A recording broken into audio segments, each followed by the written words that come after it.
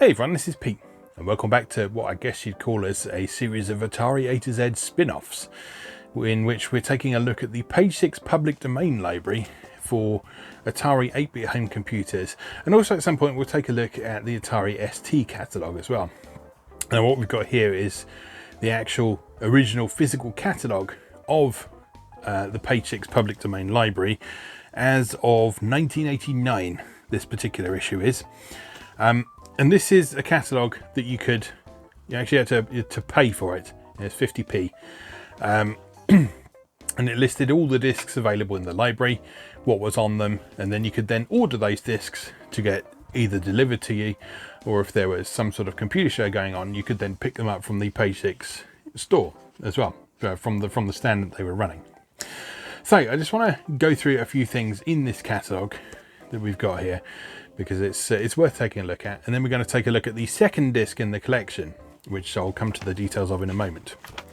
So first of all, there's a message from the staff of Page 6, which included editor Les Ellingham, his wife Sandy Ellingham, Stacy and John. I can't remember who those guys are, but they're just listed as Stacy and John in the front of here. But anyway, what it says: Dear Atari user, welcome to the Page 6 Atari XL/XE catalogue, packed with the finest selection of public domain programs from around the world, together with books and sundry other items to support your Atari XL/XE computer. You will find some incredible programs in the Page 6 library, many of which are as good as commercial programs. Indeed, some of them were commercial programs once, and Page 6 has been able to secure them for public domain distribution. If you're not familiar, public domain distribution means that it can be distributed for free. And Page 6 charged money for these, justified by sort of the cost of distribution and duplication and so on. So when you paid for something from the Page 6 library, you were basically paying for the disk and for them to send it to you. You weren't actually paying for the software itself. The software was free, so you could also freely copy it and redistribute it yourself if you wanted to as well. We do not sell currently available commercial software, but rather give additional support for your Atari by providing items that you will not normally find in the shops. If you're looking for supplies of commercial software, try some of the advertisers in the current issue of New Atari User. Now that did change a little bit later. Page 6 did start buying up things like new old stock of cartridges and certain pieces of software, particularly once certain retailers were going out of business and the Atari 8-bit was falling a little bit out of favour and so on. But yeah, at this point in 1989, the Page 6 public domain library was their main source of income aside from the magazine. You may wonder why our public domain collection is entirely on disc. Much as we would like to support cassette owners, we've found great problems in doing so. Many of the PD programs are written specifically for disc users, and when we've provided cassettes in the past, we've found that it's simply not economical both in money terms and in the time taken to deal with problems caused by the incompatibility of many cassette recorders. Discs can be copied one at a time, but cassettes have to be duplicated by an outside company in fairly large quantities, and if we can't sell sufficient copies, we just end up losing money. We do have one or two items on cassette, however, and if you prove that the demand is there by buying these, we may well consider doing more. Now this is an interesting point when you consider other 8-bit systems that were around at the time, such as the ZX Spectrum and the C64. A lot of people remember those systems as being very tape-centric, and with perfectly good reason, because most of the stuff for them was distributed on disk.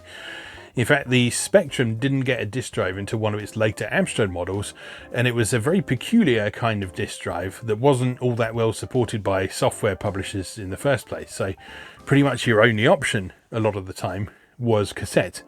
The C64 had a bit more of a wider install base of disk drive users, but there was still a lot of stuff distributed on cassette. Whereas on Atari 8-bit computers, disk drive ownership was pretty much the norm. Even though disk drives were pretty pricey, I mean these computers were pretty pricey as well. So basically, if you could afford a computer, you could probably afford a few extra £100 on a disk drive as well. It was just so much more practical. And the Atari was set up very well to make use of disk drives because it had a disk operating system that you would load in from disk, and that would then sit in memory and allow you to call disk operation routines from BASIC. It was just really well built for working with disk drives rather than cassettes. Where are we? We've included most of the better books currently available, but many books for the XLXE computers are becoming scarce, and some of the best books are now out of print. You will find some recommendations for books that you might be able to obtain second-hand. Software for the XLXE is also becoming harder to obtain, and there is generally not the wide support that XLXE owners deserve, but we are determined to continue to support the XL and XE for as long as there are people still using these computers.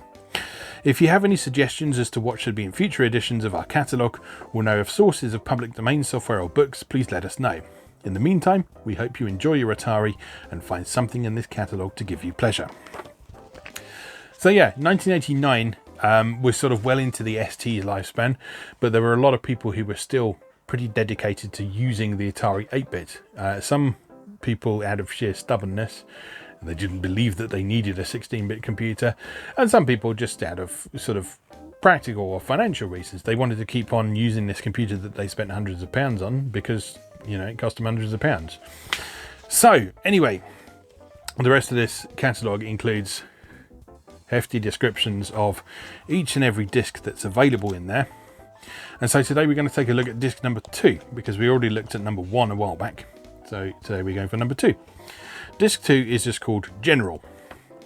So here's what it says. Crickets comes from Stan Ockers and has some great music and vertical blank interrupt routines. Electric is a very good simulation and the demos are first class.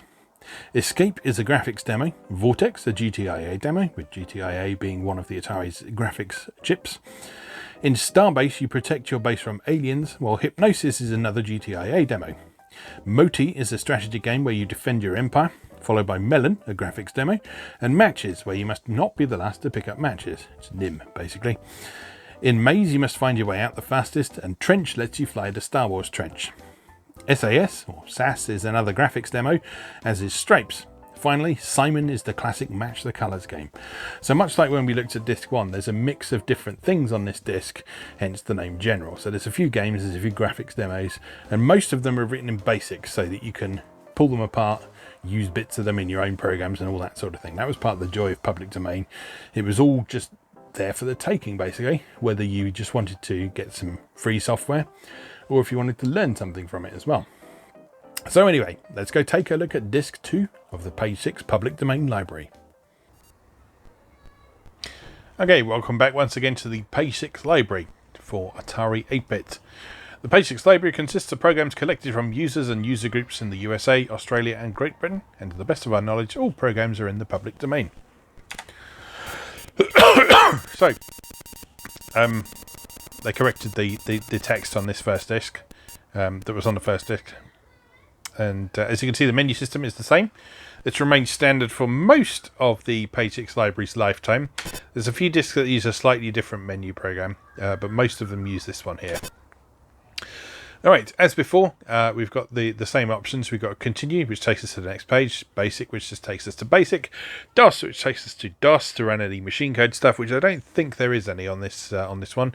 Title takes us back to what we just seen.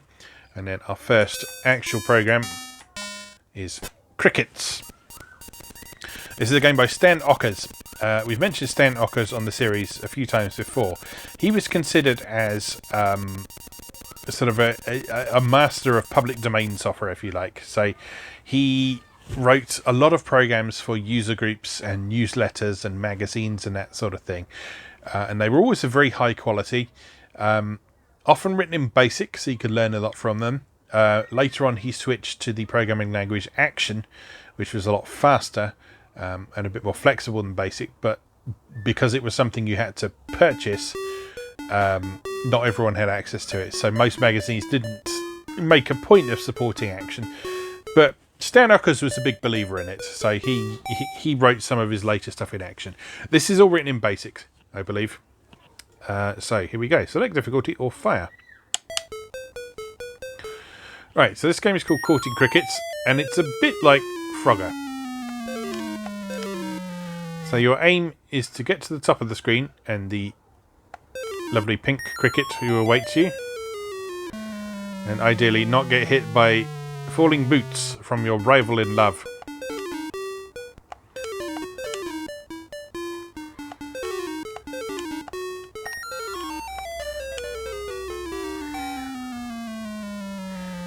You will also fall if you hit any of the objects that are moving along on the conveyor belts as well.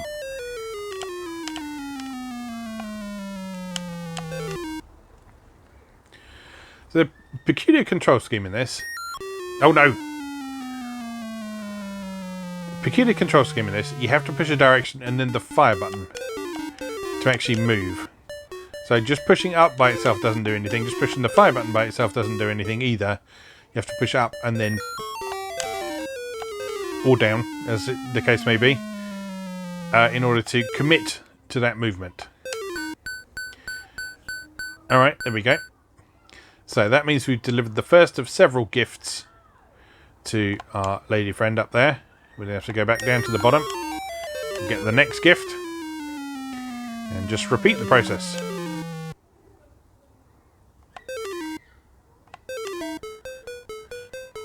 So next one is a perfume bottle.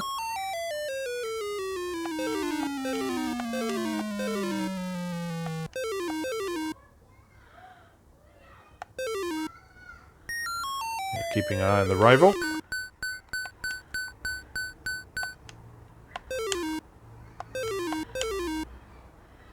And trying to move carefully and efficiently between the different layers.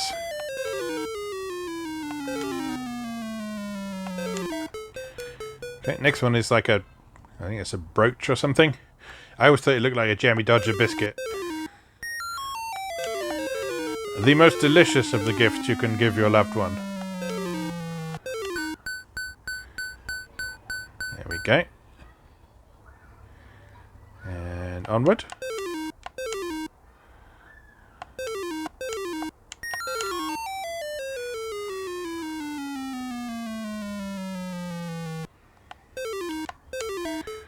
Lovely necklace next.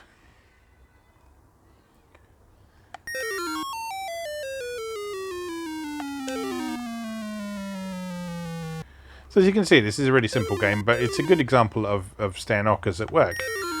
Ooh. Oh no! Oh no! Oh, I do have one more life.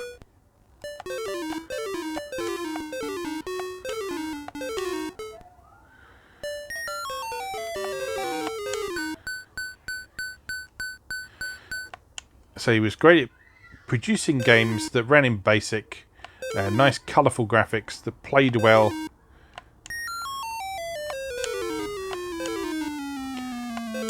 Often bore a sort of passing resemblance to arcade titles of the period. So this has got an obvious resemblance to Frogger, but it's not identical to Frogger, which is what I like about it.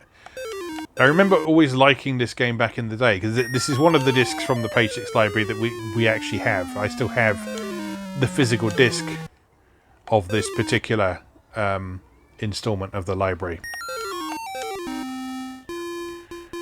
There we go.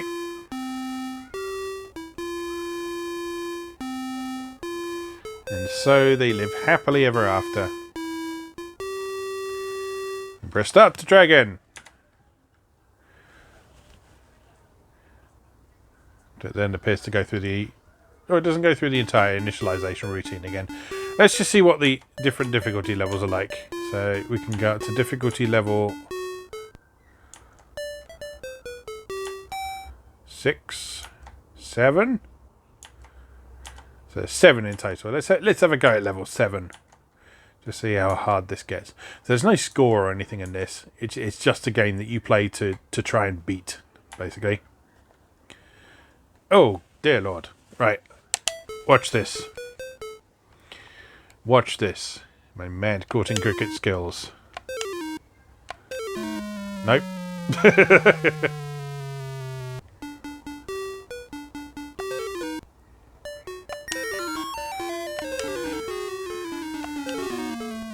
Oh, that middle line's just impossible, isn't it? How are you supposed to time that?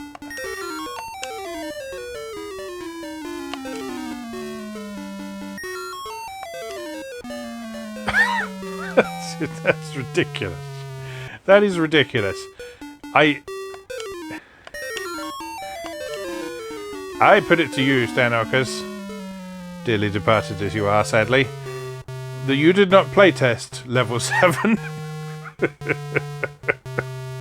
Anyway, that's Courting Crickets. That's just one part of this disc. So let's hit reset and head back to the menu and see what else we've got on offer. Yes, sadly, Stan Ockers is no longer with us. He passed away a few years back.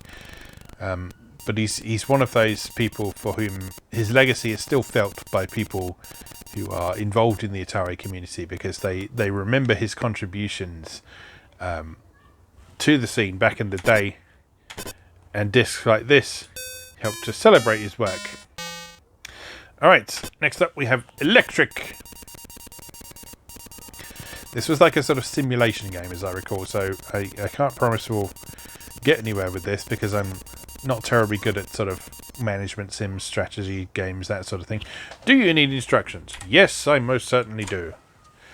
You have been hired as president of the electric company. If you survive 10 years, you will be promoted to the board of directors. You will start with $100,000 pounds in cash, 1 power plant, and stockpiles of coal and fuel oil. You may choose either fuel to use now and for any additional plants you build. All plants have a generating capacity of 1 million kilowatts. As the plants get older, they lose efficiency, i.e. they will require extra fuel.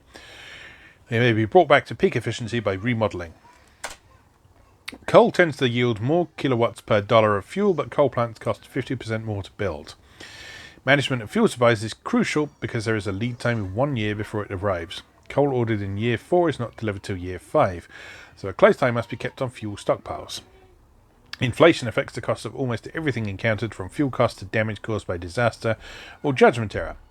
If you find that a rate increase is required to maintain a profitable increase and keep stockholders happy, once a year you may apply for a rate increase. Temper your rate increase requests with moderation. Greed will get you nowhere. Rate increases may be rejected if made too often or for too much. Waiting between requests helps. As with fuel orders, there is a 1 year lag between when a rate increase is granted and when it takes effect. An increase granted in year 5 takes effect in year 6. Now, like all good executives, you must get to work. Alright. Okay. What fuel do you want to power the generators of your plant? Let's go with coal to begin with. Generating plants owned 1. Number of customers 700. Tons of coal in stock 1600. Barrels of fuel oil on hand 2500. And cash reserve 100,000. 739,000 kilowatts are needed. You have 1 plant. How many kilowatts from plant 1? I guess it better be 739,000 then, hadn't it? Plant 1 needs 1,334 tons of coal. Fuel requirements 1,334 tons of coal, 0 barrels of fuel oil, cost per ton or barrel, coal 2208, shipping 521, 2729. How many tons of coal do you wish to buy? I don't know, 1,500? No, let's get more than that. Let's get 5,000? How many barrels of fuel oil do you wish to buy? None at the moment, thank you. You've spent too much. Oops. I broke the game. Error rate at line 1560. Alright, let's try that again. Run. No. Coal. Right, so we have 1,600 tons of coal in stock. 28 people have dropped as customer. So there's random elements in this game. 770,000 kilowatts are needed. You have 1 plant. How many kilowatts from plant 1? 770,000. Plant 1 needs 1,379 tons of coal. How many tons of coal do you wish to buy? Let's get 1,000 to begin with, or 500. None. Okay, so $12,145 on coal. Remodeling does not increase the generating capacity of a plant. It will restore all plants to peak efficiency. All plants must be done at the same time. No need to do that. 2 for no. A coal generating plant will cost £52,580.79. Why not? Let's build another one. No. End of year 1 report. Income from sales of power. Power plant's operated 2. Maintenance costs $12,706.99. Generating at 77% of capacity. Inflation rate is 5%. That'd be nice, wouldn't it? The consumer price index is 105. Finances for year 2. Number of customers 742. Tons of coal in stock 721. I don't think I've got enough coal to deal with this, have I? You do not have enough coal. You have mismanaged your fuel inventory. That is too bad, for you were doing fine in other areas of management. But the board of directors were unsympathetic. You were canned. Alright, one more try. No. Coal. Okay. 750,000. Plant 1 needs 1,371 tons of coal. Okay, let's get another 1,500.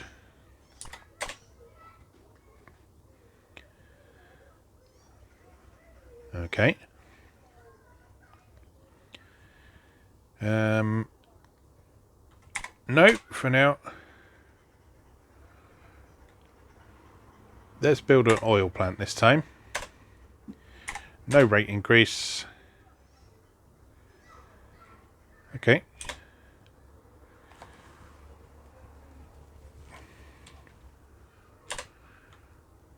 $835,000. Actually, let's do some from the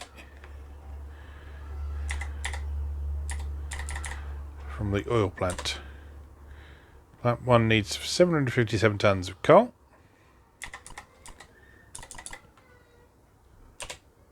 Plant 2 needs 1,096 barrels of oil. Okay, so let's get another 1,000 coal and another 1,000 oil.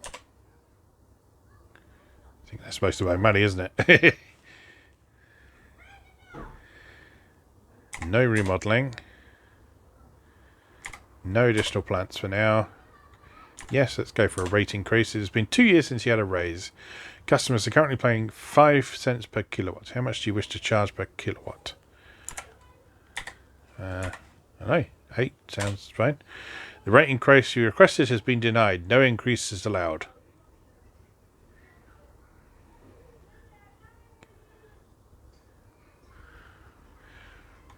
Okay.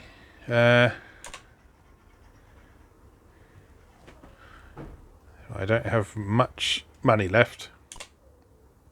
A storm caused $1,764.28 of damage. 400,000 from plant 1, which I think we've got enough for already.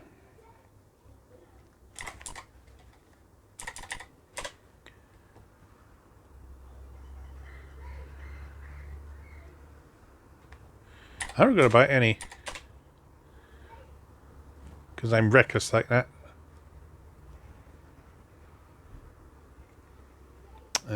No. Either. Let's just try putting it by a cent. Your rate increase has been studied and accepted as requested.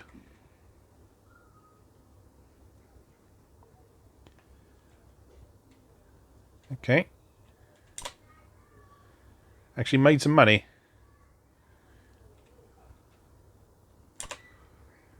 People promise to conserve. Demand will not rise as sharply this year. 797,400 kilowatts are needed. Okay, so 400,000 from number 1.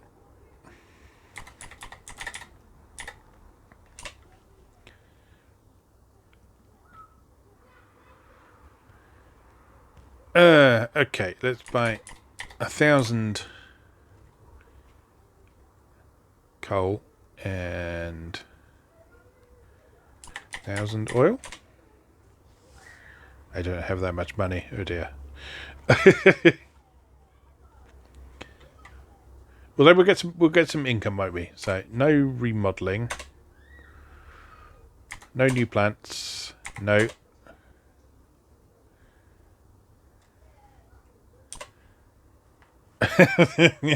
God, no many left. We're halfway through though. Oh god, 966,000 kilowatts are needed. All right, 450,000 from plant 1. You do not have enough coal. You have mismanaged your fuel inventory. That is too bad, for you were doing fine in other areas of management. Anyway, yes, so that's how that works. And like most games and things on these discs, this is a basic program. So you can see here that this is from the Houston Atari Computer Enthusiasts, based upon The Electric Company by Ralph White, page 98 to 101, July 1980, from Creative Computing, translated for Atari by William Frank. So I guess this was a game that was originally written for another computer, and William Frank here converted it to Atari, which is a bit of effort in some instances, because there are somewhat variations of BASIC between different home computers of the period. There are certain things you can do in Atari BASIC that you can't do on, say, Commodore 64 BASIC or Sinclair BASIC, and vice versa as well. There's some things that you can do in those that you can't do in Atari BASIC. So, yeah, it's not just a case of taking the exact same code and putting it into a different computer. There's various tweaks you need to make along the way, and that's what William Frank did here. Anyway, how do we get out of here?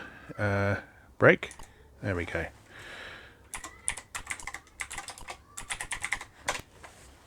And let's get back to the menu.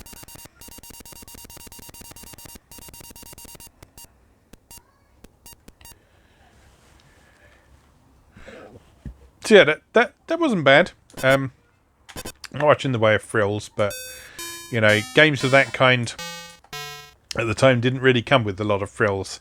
It would have been nice to sort of have a bit more use of colour. Maybe some sound effects would be nice as well.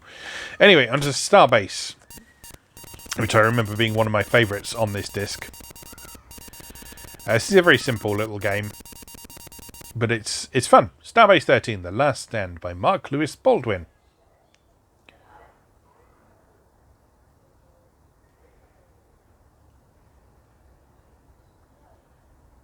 Anytime. Yeah, there we go. Just press a button. Right, so your aim in this game is to shoot the incoming things that are definitely not Klingon warbirds. Birds of prey? Warbirds? Romulan warbirds, Klingon birds of prey, isn't it? So yeah, you have to shoot them. You have to shoot down their incoming projectiles. And just survive as long as possible, basically.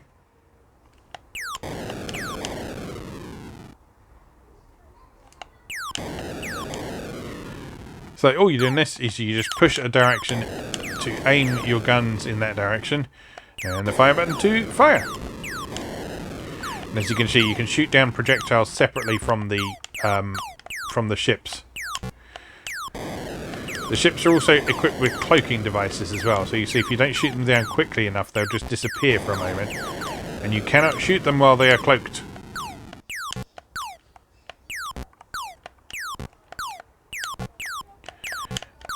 And while they are cloaked, they will gradually approach.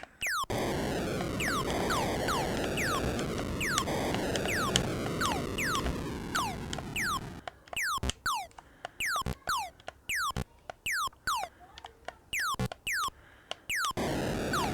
you need to keep blasting away as much as possible.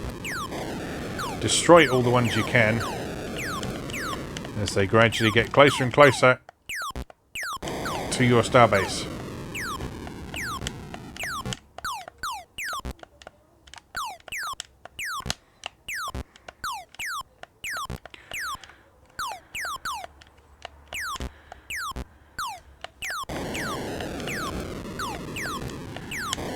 Yeah, this is one of my favourite games on this disc as a kid.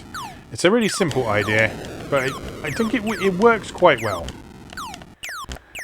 The only issue is, being written in BASIC, it has a certain amount of sluggishness to the controls.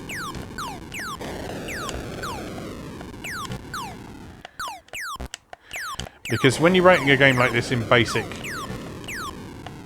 the speed of your sort of control inputs and the control responsiveness is tied to the speed at which the main loop of the game is running. And so basically the faster the game runs, the more responsive the controls will be, but the faster the game will be as well. So yeah, just a slight issue with this is that as things get busier, the controls get less responsive because there's more stuff going on. There's more things for the game to calculate and figure out between reading the joystick. And so just the main issue with this game is that it gets harder as you progress, but it's not entirely your fault for it getting harder, because it's partly the game not being able to keep up with the pace of itself.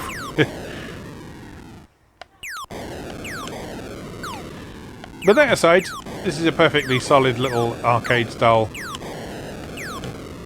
shoot-'em-up defense game type thing.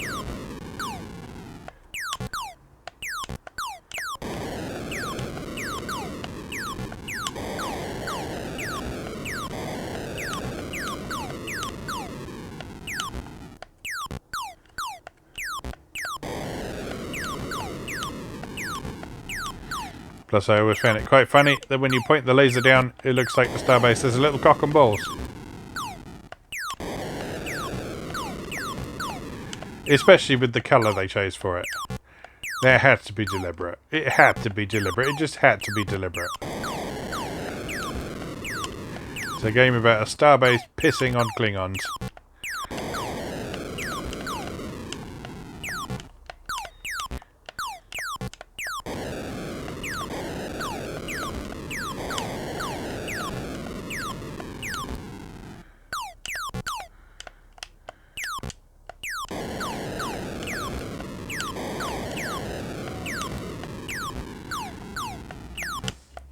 Yeah, I guess the main sort of reason this game exists is kind of as a showcase for how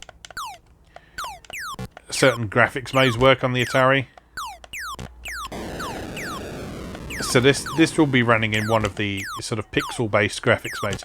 Atari could run in text modes or sort of pixel-based graphics modes. This is obviously one of the pixel modes. And with the pixel modes, you had access to things like the plot and draw to commands that allowed you to plot individual lines and draw lines between other ones. Your base was destroyed. Your score was 2,907. The top score was 2,846. Anyway, let's have a quick look at what this is going on. Starbase 13 by Mark Lewis Baldwin from May 1981. So yeah, as you can see, lots of plot and draw to commands in there. To actually make the graphics appear. Not many remarks throughout the program to explain what's going on, but if you took the time to go through it and figure out what was going on, then you could probably make some tweaks to that yourself. And if you converted it to something like Turbo Basic, you could get that running a whole lot quicker as well. Anyway, onwards to the next.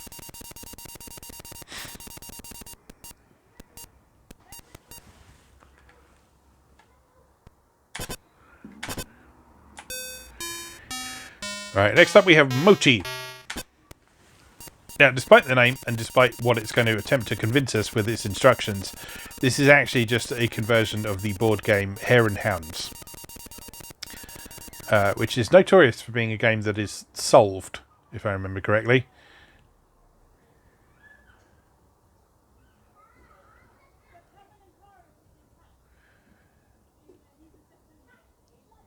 But also it's a game where it's sort of nigh impossible for one of the two players to win.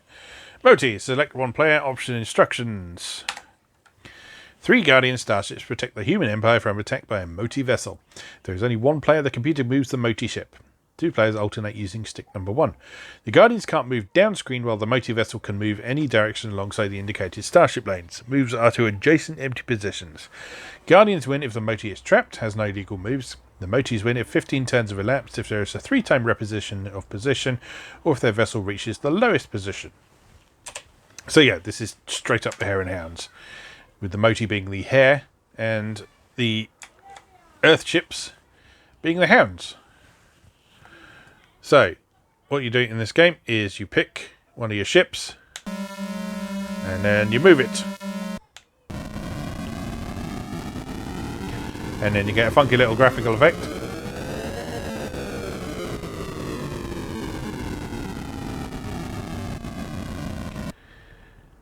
And that's it. Then the Motie ship will move. Right, so we've now got 14 turns left, and we need to stop the Motie getting into the bottommost position. We have to move something, so let's move this one. Do we want to move that one? I guess we have to move that one, don't we? That or the other one. And again, funky graphical effect, which you can't skip,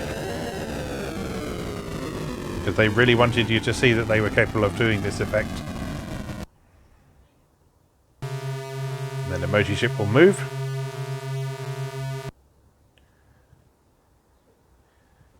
Okay, I think I've balls up already, haven't I?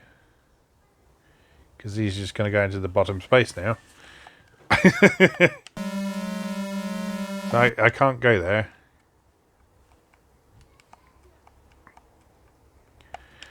And if I move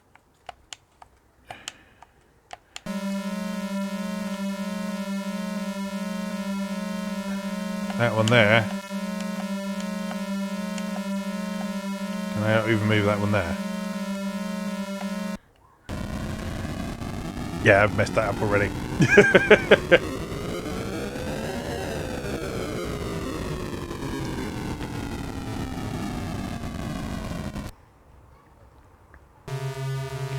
And then he's just going to go into bottom space and win. There we go. The Moties have conquered the Guardians. The human empire is doomed. Again, press key. Alright, let's have one more go at that.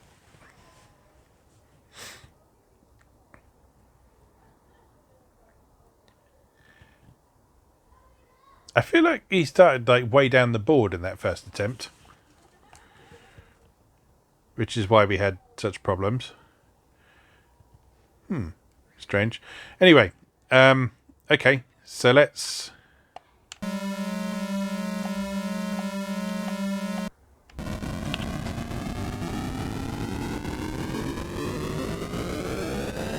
Yeah, because he started like halfway down the board in that first attempt. Wonder what's up with that. What's the deal with Moties? Yeah, because that's a much more sensible starting position, isn't it? Okay, so so what do we do now? Can we move this one over here? Yes.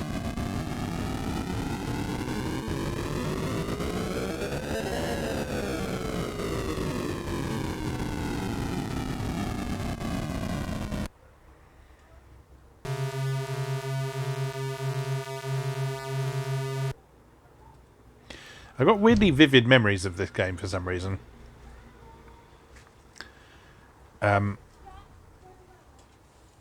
Because I didn't really understand it when I was a kid, because I wasn't familiar with Hare and Hounds at all.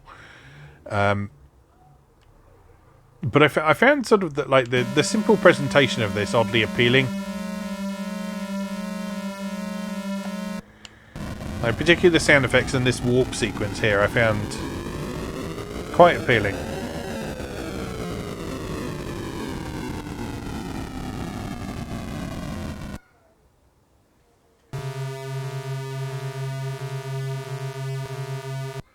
I fucked it up again, haven't I? Yeah. Yeah, nothing I can do. Absolutely nothing I can do.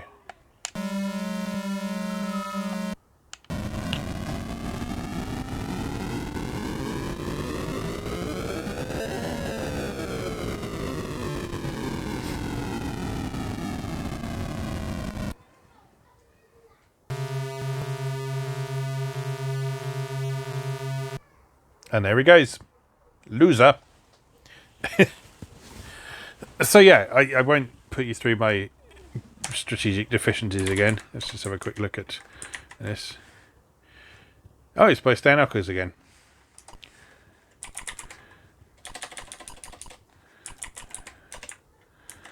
So Ace Newsletter is where Stan Ockers published a lot of his stuff, and this is also where Page 6 got a lot of its type-in listings from. From Game by Mac Oglesby. This game will not fit in 16K. There you go. Yeah, so this is actually quite well commented as well, so you can go through and you can figure out what's going on. And work things out from there. I won't pretend to understand any of that now though, because I don't really understand how the Hare and Hounds game works in the first place. I just know that it's a game that is solved, so you can win every time if you know what you're doing. Anyway, onwards.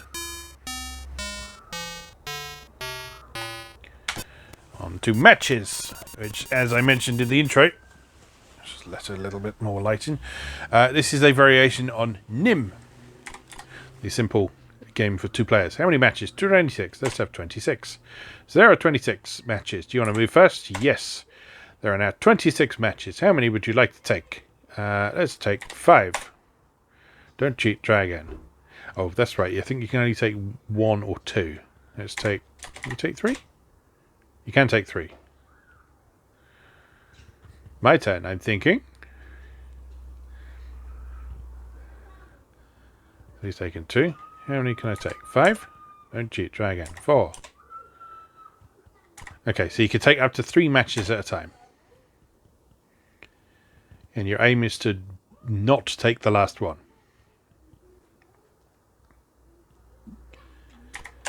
Take 3 again.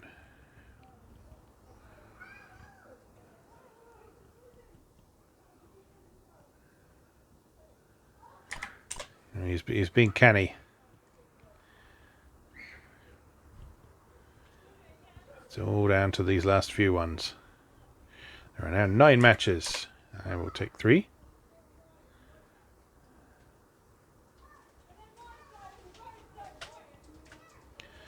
So if I take 3, he's going to have to take the last one, isn't he?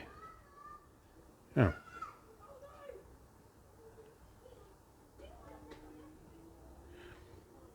Screen display isn't matching the the count, is it? I guess I have to take the last one then. I won. Better luck next time. Do you want to try again? Yes. Alright, let's try with 10 matches. Do you want to move first? No.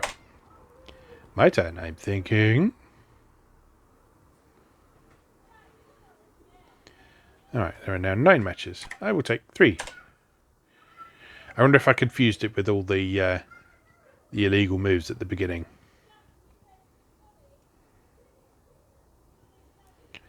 So if I take 1, I think he can still screw me over, can't he? Yep, there we go. Alright, again. Let's go for 26 again. No, you go first. I can't deal with the pressure.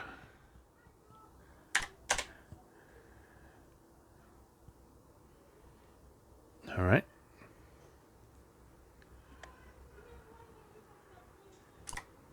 Cautious. You're being very cautious.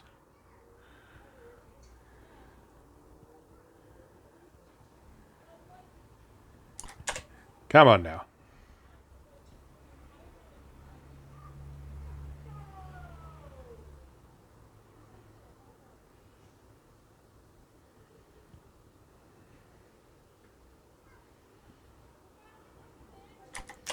Three.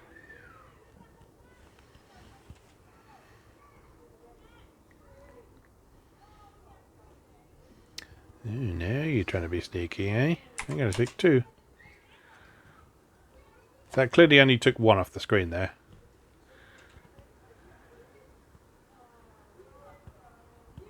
But then he Yeah, something's not right there. Because it says there's 5 matches and there's clearly only 4 on the screen. So if I take 1...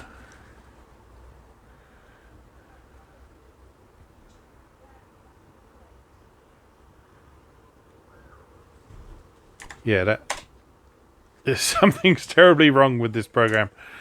Alright, graphics 0. Sorry about that. Battery ran out on the camera, but, well, you hopefully got the point of what I was saying.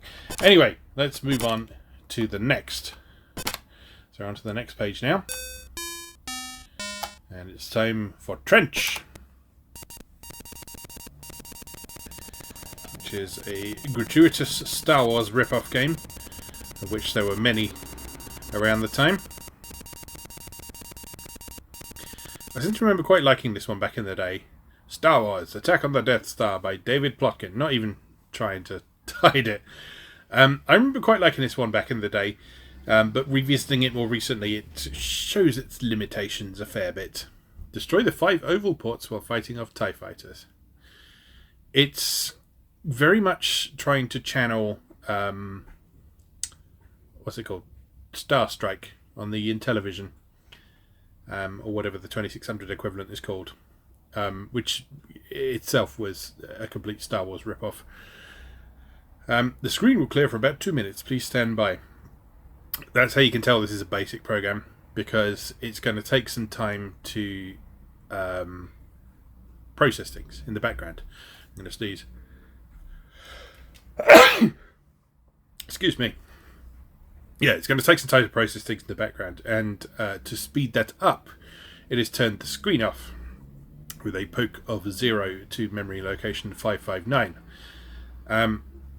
This is a quite common technique, because if you were doing anything like including custom player missile graphics, sprites, or custom character sets or anything like that, BASIC would take time to actually process those things. And that's why a lot of BASIC games in particular have a long initialization period at the start, because it's basically putting all that stuff in memory from a bunch of data statements usually. So that's what's happening here. It's initializing something or other. I suspect sprites, player missile graphics in the case of this game, because this game is mostly graphics. There's not a lot of text or anything in it. But hopefully, eventually, when I've rambled enough, it will finish the initialization. There we go. It will finish the initialization process, and we will be able to begin. Right. So here we go. So this is a very simple sort of trench effect created using lines that move down the screen like this. And your goal in this game is to shoot down the TIE fighters and also to hit the exhaust ports. So unfortunately there's no real way of actually avoiding the TIE fighters. You just have to try and shoot them before they shoot you, really. And then you've got to hit 5 of the exhaust ports. I think it was 5 it said, doesn't it? Oh, we missed that one. So we'll have to go around and get that one again. And if you take too many hits on the TIE fighters, as in you waste too much time faffing around trying to shoot them down, then you will lose. So yeah, the only controls you've got in this are up and down, which are inverted for that authentic X-Wing piloting experience. And the fire button, which shoots out that sort of block, which is your torpedo, or whatever it is. There's another one down. So is that 2 or 3 we've done now? I think it's 3, but we missed 2. So there's going to be... It's going to come back round and be the... Oh no. I may have miscounted. Anyway, we're trying to destroy all of those before we get destroyed. Unfortunately, there's no on-screen readout of how damaged you are. So you just have to sort of...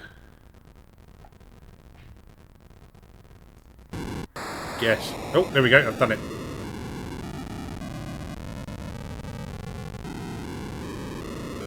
And there's the Death Star destroying. an authentic looking cutscene.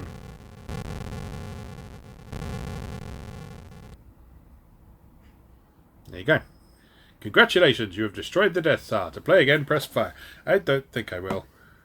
I will press break though. No credits in the comments on this one. Yeah, again, just another basic program. You can go through that and see how it achieves its various effects, should you want to. That's a simple little game, and it's easy to take the piss out of that, but like it was a convincing sort of fake 3D effect, and you could probably build that out into a more substantial game if you added a bit more to it, but it's more of a sort of proof of concept there. Alright, next up we go for Simon, which, as you might guess from the name, is just a copy the sequence game based on Simon.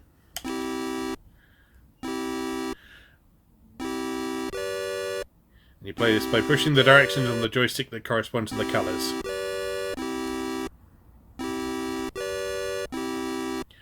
With each one accompanied by a lovely chord from the Pokey sound chip.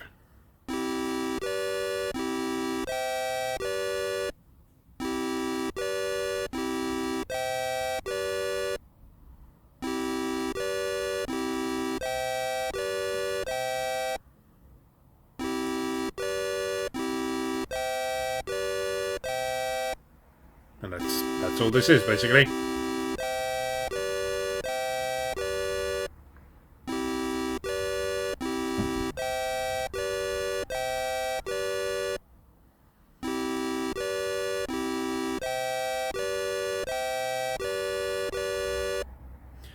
I remember my parents encouraging me to play this when I was a kid, on the grounds of sort of vague educational value.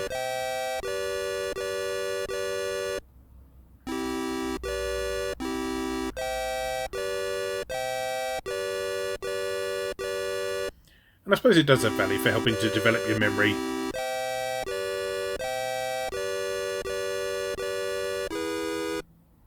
That's not red, that's purple.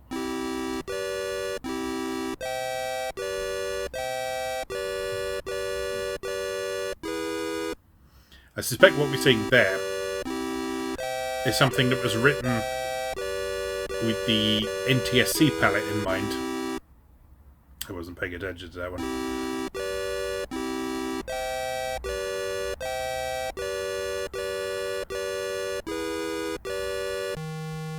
Oh no, wrong. Congratulations, you got up to 10 days. Yeah, I suspect what was happening there is this was probably written with the NTSC colour palette in mind, where that probably would have appeared in red. But we are playing with the PAL colour palette because that's what I grew up with. And that's what these page 6 discs would have been released with it in mind. Simon, repeat after me. Origins unknown, modified by Eugene ACEs. So the Eugene, Oregon Atari computer enthusiasts. So yeah, this would have been developed by Americans who would have been using a slightly different colour palette to those of us running PAL systems. Yes, the woes we used to have to deal with computers and consoles from different regions. Yeah, you had outright different set of colours from one to the other, which is why when you play certain Atari 2600 games, the colours look really bizarre. It's because it's using the wrong palette usually. But yeah, that very much happens on the Atari 8-bit as well, and that's evidently a good example of that. But anyway, that is Simon. Pretty straightforward. Let's see what's next. I think that's all the games now. Oops. That's all the games now, and I think it's just a series of graphics demos from here. So first up we have Escape. Oh no, there's at least one more game, because there's the Maze game that I used to really like. So this is a demo, though, called Escape, for reasons that are probably obvious. Because it's just... In fact, it's the same graphic effect we saw in the Motie game earlier. It's just a nice sort of colour cycling effect that gives a kind of convincing fake 3D feel. And that's all this does. You can't control it or anything, so pressing the joystick doesn't do anything. So you can just break out of it, list it out. Original author unknown, modified by Gary Francis, published by Atari Computer Enthusiasts of New South Wales, Australia. So Gary Francis was a regular contributor to Page 6 magazine. He did a lot of, I think, if I remember rightly, he did quite a few sort of articles for beginners to basic, but he also contributed a lot of sort of software and that sort of thing, and he wrote articles for the magazine. So he was very prolific, and he was a very active member of the Atari community. So much so that when he stopped contributing for a couple of issues, presumably to go and get on with some other stuff, people were specifically asking after him in the letters page. So it was nice that he was that beloved by the community, as it were. All right, next one is Vortex, and this one always used to make me think of the old Bleach, which was called Vortex. But in fact, it's nothing to do with that. It's just a vortex in the most traditional sense. So you can see this is a fairly simple graphical effect done with color cycling again to give the illusion of movement. But it's got movement in several different directions at once through that color cycling. So it's got the lines that are sort of moving down the pit in the middle. You see the bent line is kind of implying that it's a three-dimensional hole. And then you've got this sort of spinning vortex spiraling out, gradually being drawn a bit at a time around the outside. And the eventual complete effect is very pleasing to look at. So see what it ends up with is sort of almost two separate 3D style effects. So you've got the fake 3D pit in the middle that's created simply through that curved line, and then you've got almost like the illusion of a spinning record viewed in slight perspective with the colour cycling around the line around the outside.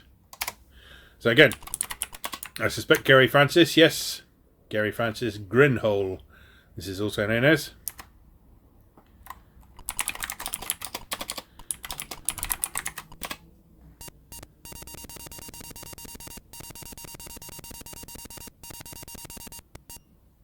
So yeah, again, just a graphics demo, but it could be a routine that you want to use in your own program for one reason or another.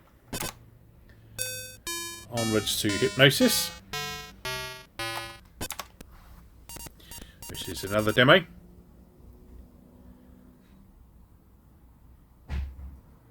Pretty colours, all the colours. And then I suspect what we will end up with is some more colour cycling.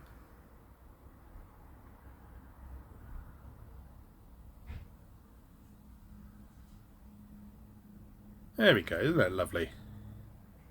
Mildly seizure-inducing possibly, but yeah, a lovely effect. That one looks particularly smooth for some reason. I don't know if it's an illusion or not, but it looks like it's particularly smooth to animate, that one. But I won't subject that to you for too long. Another Gary Francis one, as you might expect.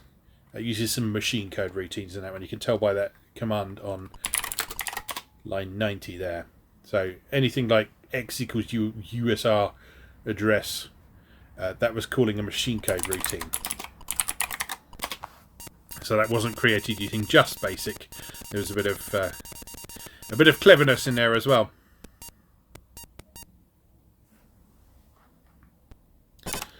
Alright, so what is next? So next we've got Melon, which I believe is another demo. Yeah, it's gonna draw a watermelon, isn't it?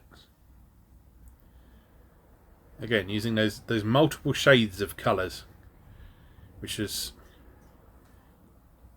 I always think of it as quite a distinctive part of the Atari's overall aesthetic, was having those multiple shades of one colour. Because so many games were presented in that way. They used one colour, but they used like 8 or 16 different shades of it. So it allowed for quite detailed graphics, but not very colourful graphics. But it was effective. It worked for those games. And as you can see, the Atari was capable of colourful graphics as well, with contrasting colours and that sort of thing.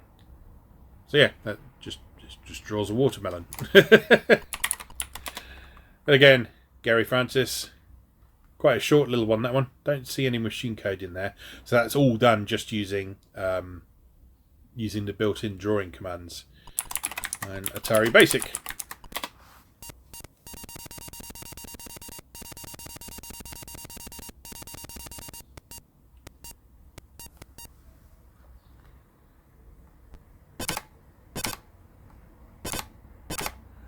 Onwards to SAS, or SAS. Never been sure what that's actually supposed to be. But yeah, this is yet another graphics demo. Can't remember what this one does.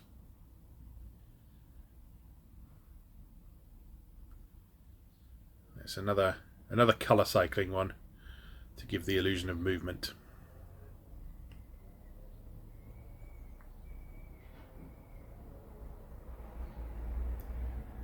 So as each new line's drawn, you can see the colour cycling. You can see it just sort of flashing between several different shades of blue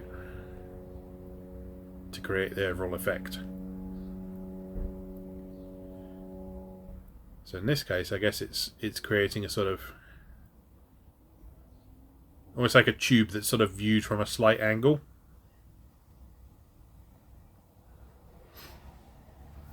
I was fascinated by these because this is something that people don't do anymore. This is an aspect of computing that just isn't really a thing anymore. Like no one boots up a program and just goes, right, I'm gonna make a pretty tube today, because so much of the stuff, the like ground level stuff, is done for us with game engines and APIs and stuff these days, that there's no need to do this stuff. There's no need to learn how to do this stuff. But back in the Atari 8-bit days, this was sort of fundamentals. This was something that you'd learn how to do. Gary Francis again. No indication as to why it's called SAS. It's just what it's called. But yeah, this was sort of fundamentals. You'd learn how to do simple things like that, just to draw stuff on screen for no real reason other than just saying, look, I drew a thing. And then you'd build up your confidence from there and learn to do more advanced things. Right, Maze. This is the one other game on this collection. I remember loving this game.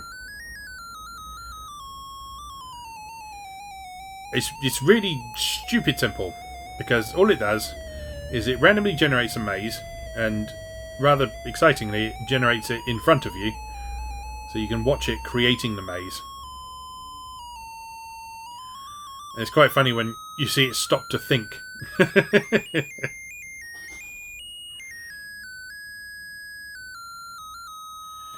And then once it's made the maze, you then play the game. So you control the little green square, and your job is to go around and collect all the blue squares. And you have to do that before the green bar on the right reaches the top. So that's your time limit.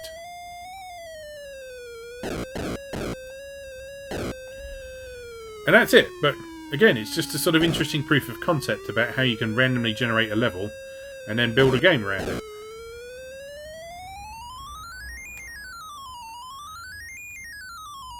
So it's probably a lot that you could learn from this game in particular, especially if you wanted to make games with like randomly generated dungeons or something like that.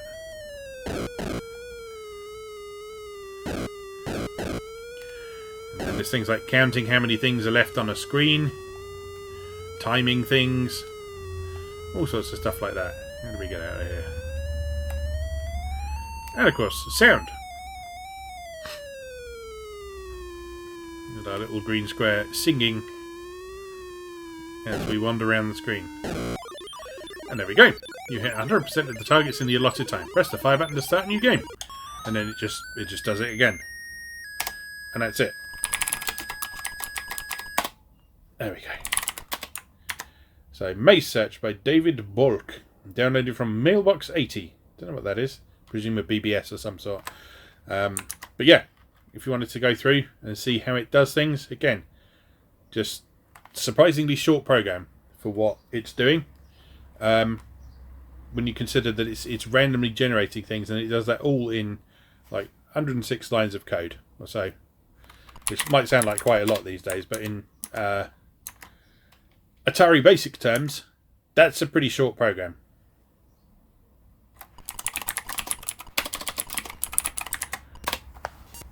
So yeah, I used to love that game when I was a kid. It's obviously super simple, and there's no real point to it, and no real longevity to it, or anything like that. But I always liked mazes as a kid, and so I very much enjoyed a game where the entire point was to do a maze. And so finally, we come to Stripes, which I suspect is another graphics demo.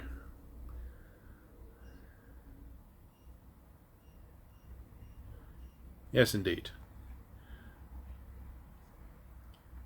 So this one's quite interesting in that it's drawing in multiple places on the screen at the same time. So normally in Atari Basic, you do a plot or a draw command, and you can only do like one point or one line at a time. So this is quite interesting to see it drawing in multiple places at the same time. Presumably it's doing that with either some sort of loop or maybe a bit of machine code, likely a bit of machine code, and sort of copying stuff from one part of the screen to the other. I suspect all it's really doing is just drawing the top left tile, such as it is, and then copying that multiple times across the screen to create the complete effect. You see, it's still taking time to draw the entire thing, but it's a lot quicker than it would be doing if it was doing it just one line at a time or one tile at a time. And then I suspect when that's all filled in, it's going to cycle around those colours and give us another pretty effect. But let's see. Oh, and they're going in opposite directions, just to mess with your head. Just to mess with your head a little bit more. There we go. That's Stripes. Gary Francis? I suspect Gary Francis. Yes, it's Gary Francis. And yeah, line 80 there's a machine code routine again. So I suspect that's what's going on to sort of copy stuff across the screen. Can't say for sure because I haven't analysed this program enough. And to be honest, my knowledge of Atari Basic was fairly limited 30 years ago. So it's certainly not really up to the job of picking that program apart right now. But anyway, that is everything on that disc, I think. Let's just check. Yes, that's everything. So that is disc 2 of the page 6 public domain library. Like I say, this is one we had back in the day, and I also used to like booting this up and playing crickets in particular. Starbase I used to enjoy. Matches occasionally. My parents used to like me to play Simon, even though Simon sort of inexplicably scared me a bit because I hated getting stuff wrong.